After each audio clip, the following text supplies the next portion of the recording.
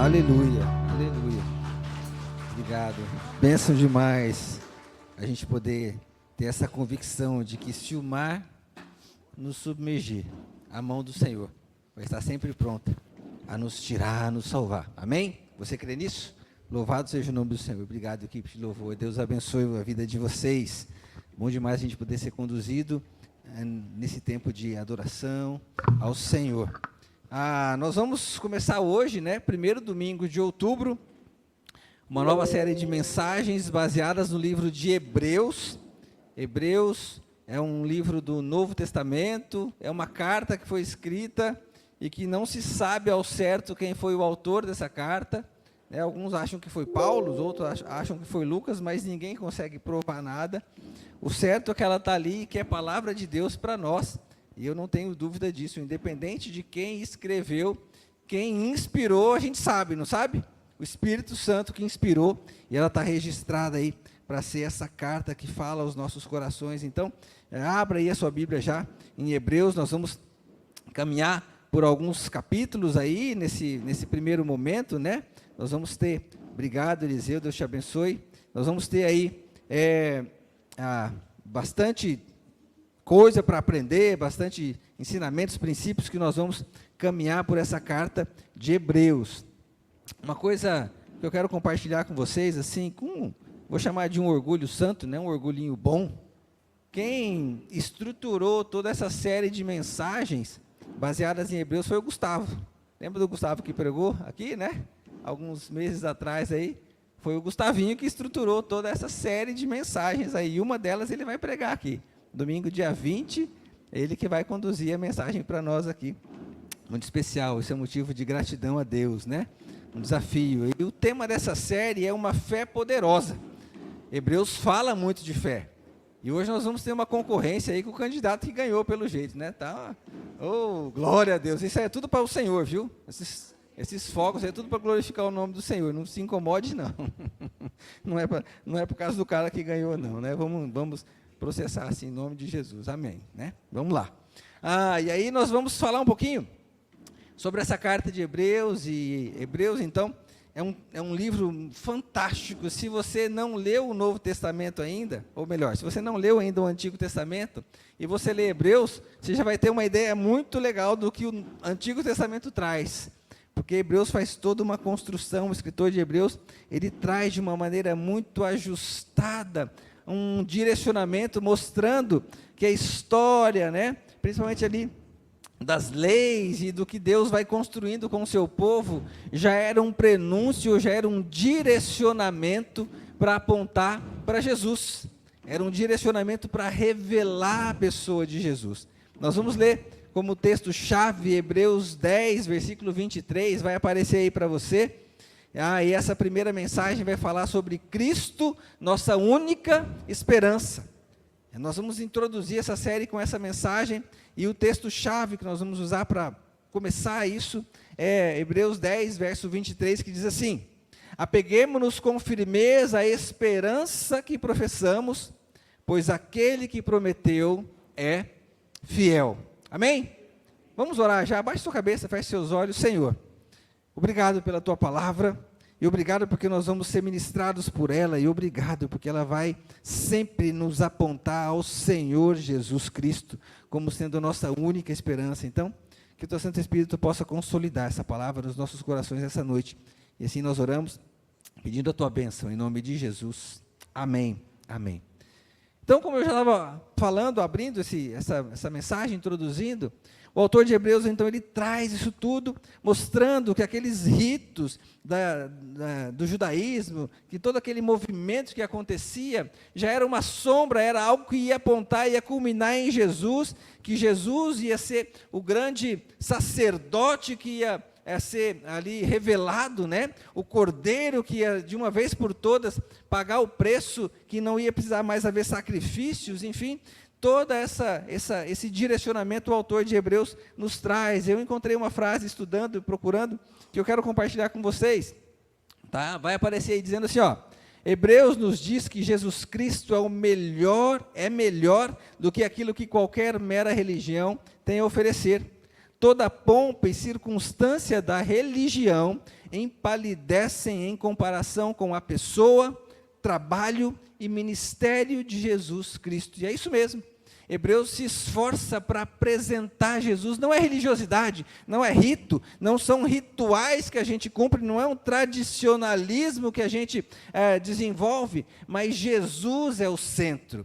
A religiosidade não aponta para nada, isso é só uma sombra daquilo que Jesus de fato é, da pessoa, do trabalho e do ministério de Jesus. Mas nós vamos falar um pouquinho hoje sobre esperança. Jesus sendo essa nossa única esperança, e não é uma esperança, Jesus é a única esperança, que nós precisamos nos apegar e entender, e nós vamos compreender um pouquinho hoje. É interessante que a esperança faz parte da vida humana, não é verdade? Cultivar a esperança é natural nos nossos corações.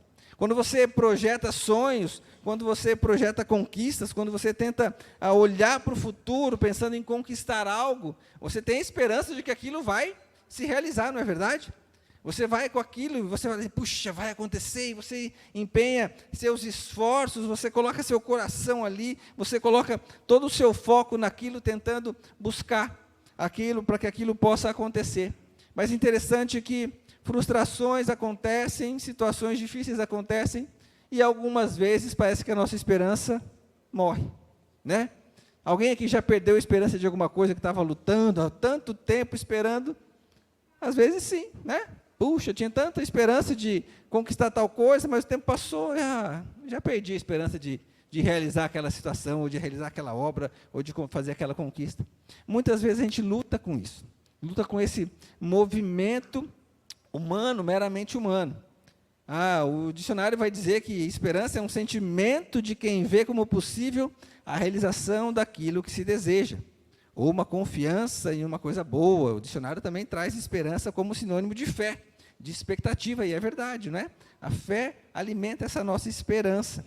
Mas é interessante que, de maneira geral, na nossa vida, quando a gente fala de sentimentos ou desejos meramente humanos, a gente fica sempre vulnerável, ou a nossa esperança sempre fica vulnerável às circunstâncias que a gente vive. Você está há tempos fazendo aquele plano, aquele projeto, reserva financeira para comprar aquele carro dos sonhos, ou para fazer aquela viagem especial, mas de repente no meio do caminho um imprevisto acontece, uma enfermidade, uma outra situação acontece, e você precisa usar aquele dinheiro, e a esperança vai embora. Vou ter que começar tudo de novo, né? Parece que morre, e de fato, quando a gente foca na esperança do ponto de vista humano, a gente vive essa gangorra, né? Essa montanha-russa de hora eu estou com a esperança lá em cima, ora não tem mais esperança. Aí você faz um movimento de hora de novo, eu estou agora não, agora vai dar certo. 3 dias depois, será que vai valer a pena continuar? E a gente vive essa gangorra. Mas tem uma esperança que não é influenciada por circunstâncias humanas. Existe uma esperança que pode preencher o meu e o seu coração, que não é vulnerável, que é muito sólida, que é firme, que é a esperança que brota, que nasce da nossa fé em Jesus Cristo. Essa esperança, você pode crer, pode confiar que você não vai ter imprevistos com ela. Você não vai ter situações que vão fazer com que você perca essa esperança. Se você crer de fato, se você viver de maneira firme em Jesus Cristo, essa esperança, ela não vai ser abalada, porque ela está firmada em Jesus. Se você firmar na religiosidade, ela não vai estar firme. Se você firmar em ritos, em coisas que você faz, ela não vai estar firme.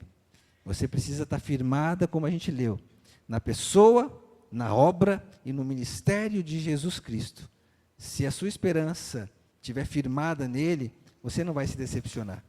O apóstolo Paulo, lá quando escreve 1 Coríntios 13, no versículo 13, quando ele faz aquela poesia linda, falando do amor e do que o amor representa, ele termina 1 Coríntios 13, 13, dizendo assim: agora, assim permanecem agora esses três, a fé, a esperança e o amor. Fé, esperança e amor. E daí ele conclui, o maior destes é o amor, e é verdade. Quando lá em Romanos 5, Paulo tenta nos mostrar um caminho para alcançar ou para desenvolver esperança, falando da justificação que nós temos pela fé em Cristo. Ele diz que nós temos que nos gloriar nessa esperança que temos em Cristo, na glória de Cristo. E aí ele vai mostrar um caminho, dizendo assim, olha, você tem que se gloriar inclusive na sua tribulação, nas tribulações. E aí esse caminho aparece dizendo que a tribulação produz perseverança. E a perseverança, um caráter aprovado. E um caráter aprovado, esperança. E ele conclui dizendo, olha, e essa esperança não nos decepciona, porque Deus derramou o seu amor em nossos corações por meio do Espírito Santo. Essa esperança que é produzida a partir da nossa fé em Jesus, que mesmo na tribulação ela é construída, ela não nos decepciona de maneira nenhuma. Nós podemos permanecer firmes, e esse é o primeiro ponto que nós vamos aplicar a partir desse texto de Hebreus. A esperança em Cristo nos mantém firmes até o fim. Hebreus 3, versículo 6, vai dizer assim, mas Cristo é fiel como filho sobre a casa de Deus, e esta casa somos nós, se é que nos apegamos firmemente à confiança e à esperança na qual nos gloriamos. Essa esperança sólida em Cristo depende de se apegar firmemente, e essa expressão quer dizer, olha, você tem que se apegar até o fim, não desistir, não colocar barreiras, não olhar para outras coisas humanas, ou criar situações para isso. Você tem que se apegar nessa esperança em Cristo, firme até o fim, não importa o que aconteça, sem desanimar. Nós não podemos viver uma fé vacilante, tem que ser uma fé firme, uma fé constante, uma fé que de fato é construída e solidificada em Cristo. Por isso que não pode ser em você, por isso que não pode ser na sua religiosidade, por isso que não pode ser naquelas coisas que você, mas eu aprendi assim, é assim que eu entendi que eu tenho que ser. Tudo que depende de você está fadado ao fracasso, não tem outro meio, não tem outro fim. Tudo que você vai trazer para você como responsabilidade não tem outro fim. Mas quando você, pela fé, deposita essa esperança em Cristo, e é firme, se mantém firme, não dependendo de tribulações que vão acontecer, ou não permitindo que as tribulações possam minar, ou possam te desanimar, essa esperança ela vai continuar firme.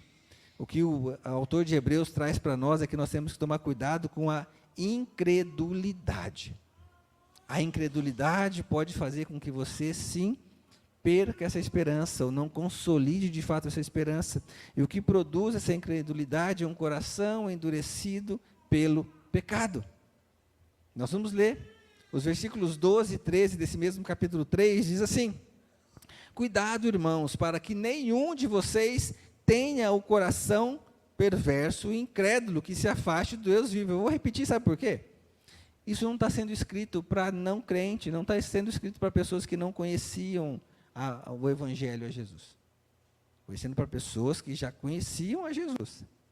E serve para cada um de nós. Vamos ler de novo. Cuidado, irmãos, para que nenhum de vocês tenha o coração perverso e incrédulo, que se afaste do Deus vivo. Pelo contrário, encorajem-se uns aos outros todos os dias, durante o tempo que se chama hoje, de modo que nenhum de vocês seja endurecido pelo engano do pecado.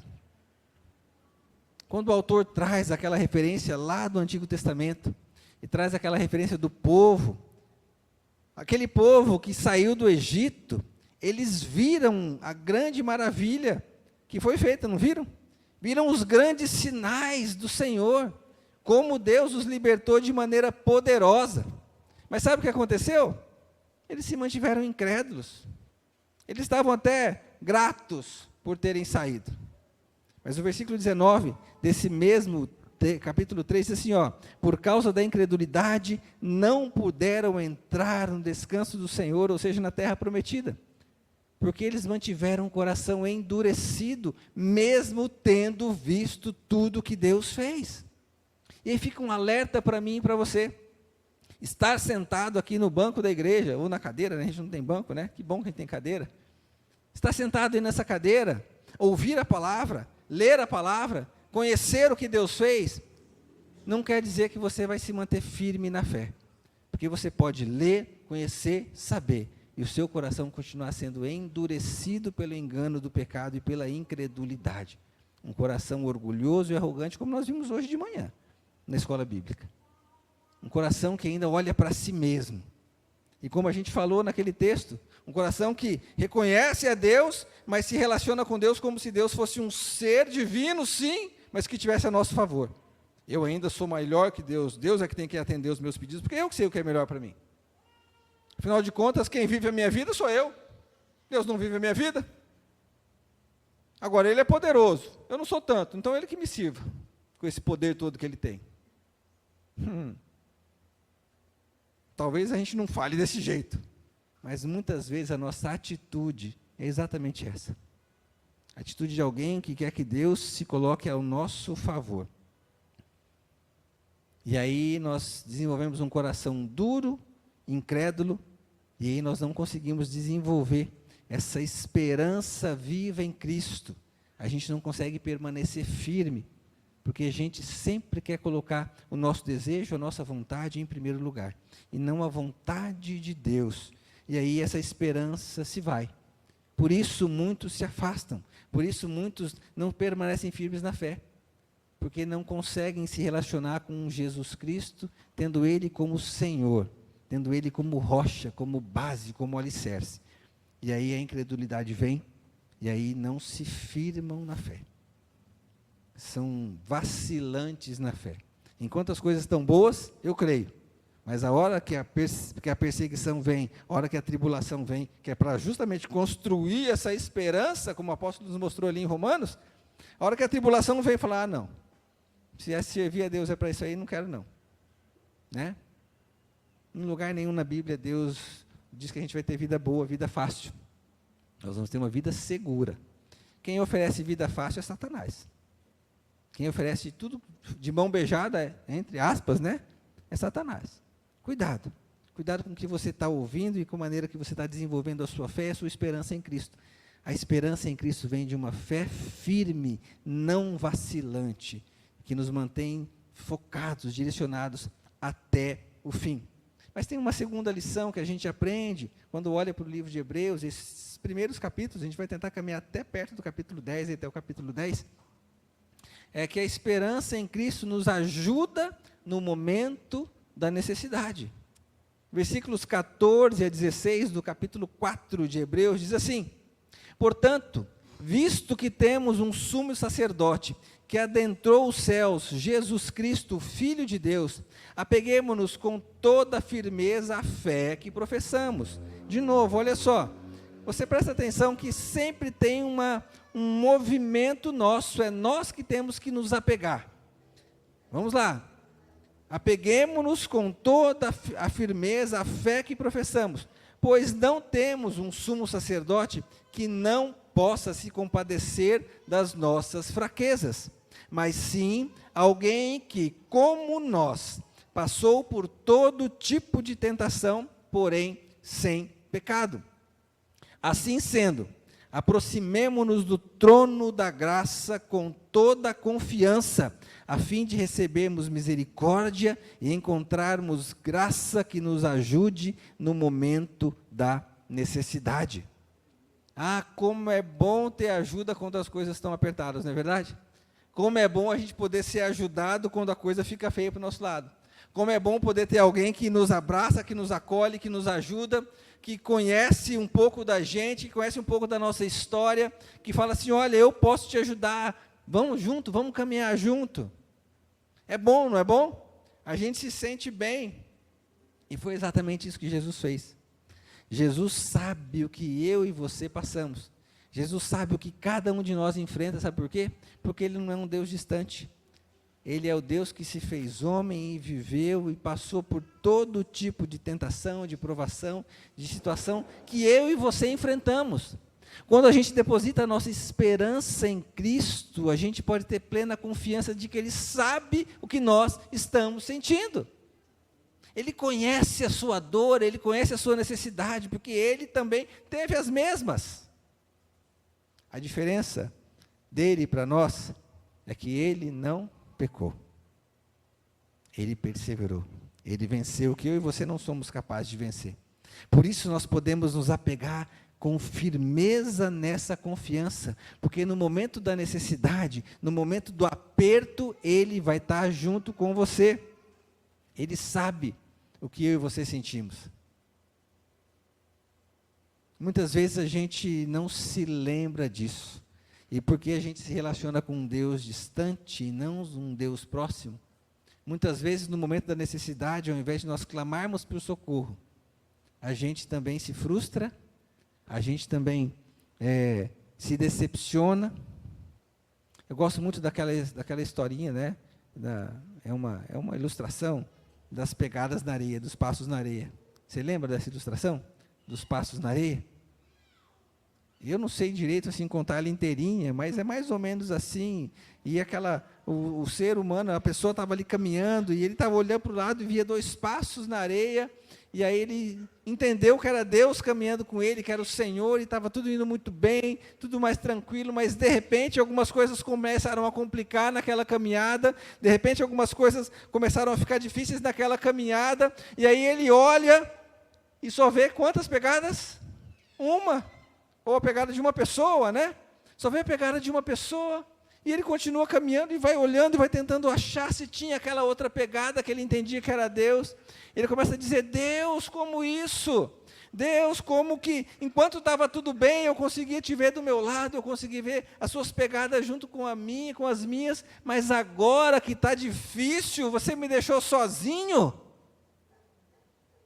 Você lembra qual é a resposta de Deus? Filho, eu não te deixei sozinho. Nesse momento de luta, de dor, de dificuldade que você está passando, você está vendo uma pegada só porque não é a sua, é a minha. Eu estou te carregando no colo. Você não está sozinho. E é esse Jesus que caminha comigo e com você. Por isso nós podemos ter esperança nele. Por isso a esperança nele não morre. Porque você nunca vai estar sozinho. E quando você precisar, ele vai te pegar no colo, ele vai caminhar com você, ele vai te conduzir. E esse texto fala que a gente, nessa caminhada, a gente tem que se aproximar do trono da graça de Deus com toda a confiança, a fim de recebermos misericórdia e encontrarmos graça que nos ajude no momento da necessidade. E aqui tem 2 frases, 2 expressões maravilhosas que provêm de Deus: misericórdia e graça. A misericórdia de Deus é quando a gente não recebe a punição que nós merecemos. Quando Deus, por misericórdia, nos estende a sua mão e nos livra de consequências maiores e mais complicadas daquelas que nós merecíamos passar. Na minha história de vida, e de vez em quando eu compartilho algumas coisas com vocês, eu percebi a misericórdia de Deus sobre a minha vida. Porque nos momentos que eu me afastei do Senhor, que eu fiz muita, mas muita coisa que eu não devia fazer, as consequências para a minha vida poderiam ter sido muito mais desastrosas. Mas Deus foi misericordioso. E Ele me protegeu de algumas. Algumas ficaram, não tinha como fazer. Mas muitas Ele me protegeu. E se Ele não tivesse me protegido, talvez eu não estivesse aqui hoje com vocês. Talvez eu não tivesse casado com aquela mulher ali. Há 30 anos. Porque o Senhor me protegeu e foi misericordioso. E quando a gente deposita esperança em Cristo, a gente pode se apropriar dessa misericórdia. A gente encontra essa misericórdia. A gente encontra graça. E graça, diferente de misericórdia, é um favor ou é algo que nós recebemos sem merecer. Misericórdia é algo que eu deixo de receber porque mereço receber. E graça é quando eu recebo algo sem merecer. E essa graça de Deus, Pai, é manifestada em Cristo. Naquilo que o Senhor Jesus fez por mim e por você. Por isso você pode se apegar com fé firme nessa esperança em Cristo. E fazer dele a sua única fonte de caminhada, de esperança. porque Ele vai estar com você em todos os momentos, e te ajudar no momento da necessidade, com misericórdia e graça vindas do Pai. Você crê nisso? Amém? Mas tem uma terceira lição importante que nós aprendemos, que a esperança em Cristo nos dá acesso direto ao Pai. Quando o autor de Hebreus constrói todo esse argumento para apontar para Jesus, ele lembra muito que lá no Antigo Testamento, para poder chegar a Deus, ou para poder receber uma graça, ou para poder receber o perdão, era necessário a figura do sacerdote. Era necessário alguém que tinha que entrar lá no lugar santíssimo, e aquilo era feito uma vez por ano, tinha que entrar o véu, e o véu separava essa presença grandiosa da glória de Deus, de todo mundo, que ninguém podia chegar perto, só o sacerdote, ele tinha que estar ritualmente puro para aquilo acontecer. O autor está dizendo para nós que isso não é mais necessário, porque o Senhor Jesus mudou isso, esse véu não existe mais. Olha que interessante, versos 17 a 20, do capítulo 6, o texto diz assim: queremos mostrar de forma bem clara a natureza imutável do seu propósito para com os herdeiros da promessa. Deus o confiou com o juramento, para que por meio de duas coisas imutáveis, quais são essas duas coisas imutáveis? A promessa de Deus e o juramento de Deus, nas quais é impossível que Deus minta, sejamos firmemente encorajados, nós que nos refugiamos nele para tomar posse da esperança a nós proposta. Temos essa esperança como âncora da alma, firme e segura, a qual adentra o santuário interior por trás do véu, onde Jesus, que nos precedeu, entrou em nosso lugar, tornando-se sumo sacerdote para sempre, segundo a ordem de Melquisedeque. Nós não vamos entrar aí em discutir quem era Melquisedeque e construir tudo isso. Mas nós vamos compreender que a esperança que nós temos em Cristo faz com que nós tenhamos acesso direto ao Pai. Porque o que Jesus fez foi fazer o quê? Rasgar o véu. Porque Ele ofereceu um sacrifício único, de uma vez por todas. Ele como sumo, supremo sacerdote. E não existe melhor lugar para estar do que em casa, não é verdade? Não existe lugar melhor para estar do que no seu lar, não é verdade? Quem gosta de viajar sabe disso. É bom viajar, é gostoso passear, é gostoso se divertir, é gostoso conhecer um lugar diferente, mas voltar para casa é melhor, não é verdade? É sempre bom, né? O nosso cantinho, as coisas que a gente gosta, pode não ter aquele mesmo luxo, talvez, quando você viaja, vai para um hotel, ou vai para uma praia, vai experimentar um lugar lindo, diferente. Mas o nosso cantinho é bom. Sabe o que Jesus fez? Jesus fez com que a gente tivesse acesso de volta ao nosso lar, para perto do Pai, para junto do Pai. E não tem lugar melhor nessa vida para estar do que nos braços do Pai, do que no nosso lar eterno. Ter essa certeza, essa convicção. Mas nós precisamos crer e confiar nesse Jesus, porque Ele de fato venceu a morte, Ele de fato rasgou aquele véu, e agora eu e você podemos ter acesso direto com o Pai. Esse Pai com quem nós podemos conversar, esse Pai com quem nós podemos ter acesso livre e deitar no colo dEle e sentir a presença dEle, e sermos também disciplinados de vez em quando, porque Deus como um Pai amoroso faz isso. Mas como é bom você ser disciplinado e você caminhar com quem te ama e quem quer o teu bem. E ninguém melhor e mais do que Deus quer que você seja a pessoa que Ele deseja que você seja. Alguém aqui tem alguma dúvida de que Deus tem o melhor para você? Alguém aqui tem alguma dúvida de que Deus sabe o que é melhor para você? Então nós precisamos confiar. E o que nos dá essa convicção é Jesus Cristo.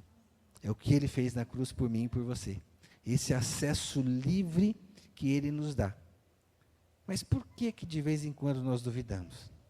Por que de vez em quando a gente sabe, mas parece que a gente, eu não sei se a expressão que você sabe é titubeia, você vai dar aquela titubeada, sabe? Será que é mesmo? Por quê? A gente já viu, cuidado. Cuidado que a rotina, cuidado que o dia a dia, que as coisas naturais podem começar a estar produzindo em você um coração incrédulo, tirando de você o foco da eternidade, tirando de você o foco de manter firme em Jesus Cristo. Quando a gente fala de esperança e fé em Jesus, não tem meio termo. Ou nós cremos, ou não cremos. Não dá para crer hoje e amanhã não crer mais. Hoje eu acredito, amanhã eu já não sei se eu acredito direito. Tenho um pouquinho de dúvida, será que é isso mesmo? Será que funciona assim? Será que o céu existe mesmo? Será que tudo isso é verdade? Não dá para ser assim. Você precisa ter uma fé que não vacila. Porque Jesus rompeu o véu. Jesus pagou um preço por mim e por você. Jesus, que é o supremo sacerdote, o Cordeiro puro, imaculado, que derramou o seu próprio sangue para nos purificar, para nos limpar. Ele deu esse acesso direto ao Pai. Você não precisa de mais nada, você não precisa de mais ninguém, você não precisa de nenhum outro meio, de nenhum outro intercessor. Única e exclusivamente Jesus Cristo e mais ninguém. Essa é uma esperança maravilhosa, não é verdade? Que esperança maravilhosa de podermos adentrar no Santo dos Santos a qualquer momento. De poder chegar para Deus e falar assim: Deus, eu preciso ter um papo contigo. O Helder gosta, né, desse papo de papo. Deus, é a hora que eu preciso desse papo contigo. Vamos conversar de pai para filho. Vamos conversar de perto. E quem só pode fazer isso por você é Jesus Cristo. Ninguém mais vai te dar esse acesso. Jesus disse que Ele é o caminho, a verdade e a vida. E ninguém, por mais que tente, ninguém tem acesso ao Pai se não for por meio dEle. Só Ele, mais ninguém. E como é bom a gente desenvolver essa esperança. Essa esperança que nos mantém firmes até o fim. Essa esperança que nos ajuda nos momentos da necessidade. E essa esperança que nos dá livre acesso ao Pai. Amém? Nós vamos encerrar, concluir, lendo um texto longo. Eu quero que você preste muita atenção. A própria palavra de Deus vai concluir tudo isso para nós. Presta muita atenção, porque é a palavra de Deus diretamente para o seu coração. Hebreus 10, do versículo 19 até o versículo 39. E ele começa com algo que no português a gente chama que é uma conjunção conclusiva, ou seja, é um resumo, uma aplicação para a minha vida e para a sua vida. Dizendo assim: portanto, irmãos, temos plena confiança para entrar no Santo dos Santos pelo sangue de Jesus, por um novo e vivo caminho que Ele nos abriu por meio do véu, isso é, o seu corpo. Pois temos um grande sumo sacerdote sobre a casa de Deus. Sendo assim, aproximemo-nos de Deus com um coração sincero e com plena convicção de fé, tendo os corações aspergidos para nos purificar de uma consciência culpada e tendo os nossos corpos lavados com água pura. Apeguemo-nos com firmeza à esperança que professamos, pois aquele que prometeu é fiel. E consideremos uns aos outros para nos incentivarmos ao amor e às boas obras. Não deixemos de reunirmos como igreja, segundo o costume de alguns, mas encorajemo-nos uns aos outros ainda mais, quando vocês veem que se aproxima o dia. Se continuarmos a pecar deliberadamente, depois que recebemos o conhecimento da verdade, já não resta sacrifício pelos pecados, mas tão somente uma terrível expectativa de juízo e de fogo intenso que consumirá os inimigos de Deus. Quem rejeitava a lei de Moisés morria sem misericórdia pelo depoimento de 2 ou 3 testemunhas. Quão mais severo castigo, julgam vocês, merece aquele que pisou aos pés do Filho de Deus, que profanou o sangue da aliança pelo qual ele foi santificado e insultou o Espírito da graça? Pois conhecemos aquele que disse: a mim pertence a vingança, eu retribuirei. E outra vez, o Senhor julgará o seu povo. Terrível coisa é cair nas mãos do Deus vivo.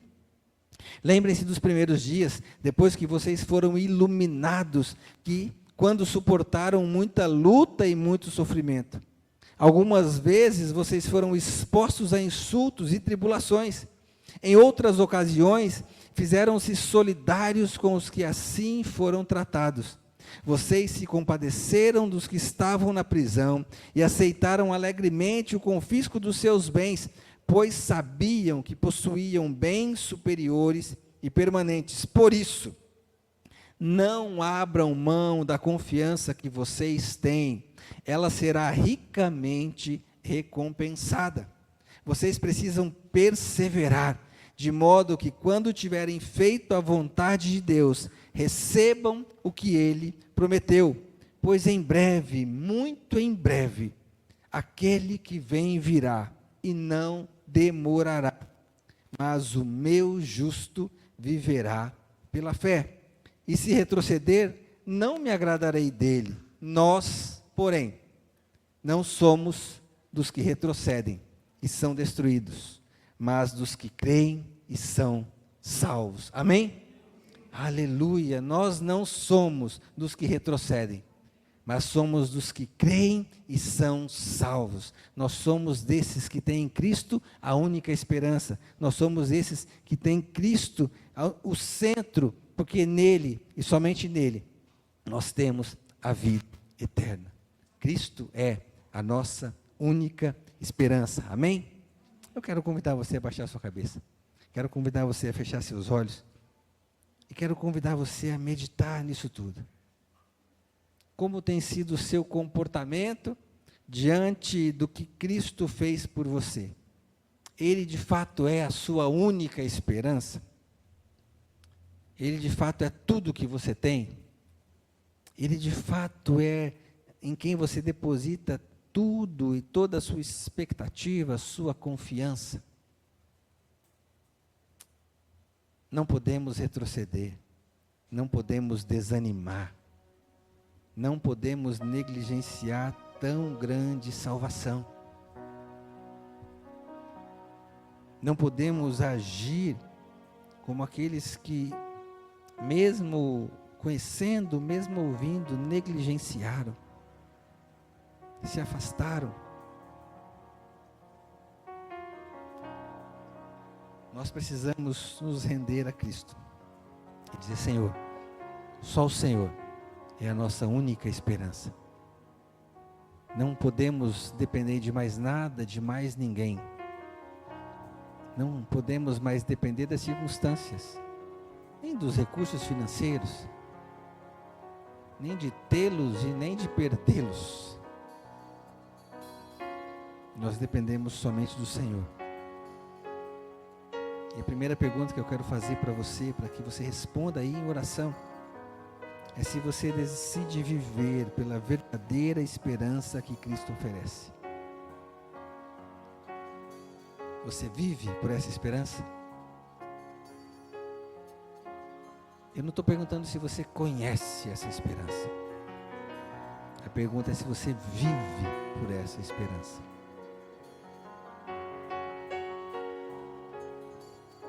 Agradeça a Deus pelo privilégio de ter Jesus como a sua única esperança. Mas talvez você esteja aqui e você ainda não entregou sua vida para Jesus. Jesus é só alguém distante, um grande homem. Eu até sei a história desse Deus que se fez homem, desse Deus que morreu na cruz. Até sei que Ele é Senhor, que Ele é Salvador, mas eu de fato ainda não o convidei para ser Senhor e Salvador da minha vida. E essa pergunta agora é para você. Você que está aqui, ou você que está ainda pela internet. A pergunta é: você decide entregar a sua vida a Jesus e viver somente por Ele, fazendo dele a sua única esperança? A palavra de Deus diz: nós temos que nos encorajar uns aos outros. Ainda mais quando se aproxima, esse dia é o dia de nos apresentarmos ao Senhor.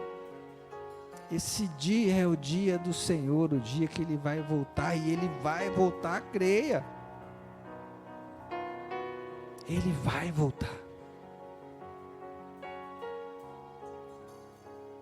E Ele vai levar para si aqueles que pela fé depositaram nele toda a esperança, reconhecendo como Senhor e Salvador. E essa é a sua oportunidade. Você quer aceitar Jesus como Senhor e Salvador? Faça uma oração. Eu vou fazer uma oração simples, e se você quer fazer isso, repita. Mesmo você que está em casa, onde você estiver participando desse culto, ore assim comigo. Se você quer de fato entregar sua vida para Jesus, diga: Senhor Jesus, eu reconheço o meu pecado, eu reconheço a minha necessidade do Senhor. Eu me arrependo de tentar caminhar com minhas próprias forças, por mim mesmo. E eu reconheço o Senhor como o Filho de Deus, o Deus encarnado, que morreu naquela cruz no meu lugar, que pagou um preço que era meu, por ter me afastado, por ter pecado, por viver uma vida de pecado.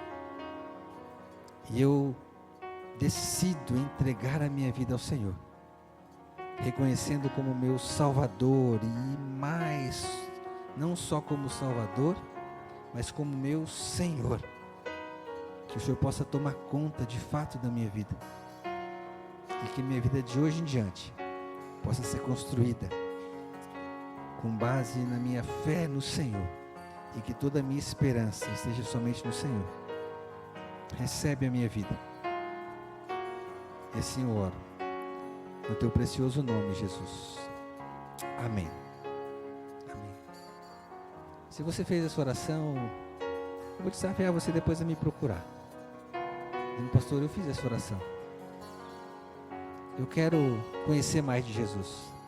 Se você está na internet, você vai ter aí na descrição, você vai ter o nosso contato. Faça um contato.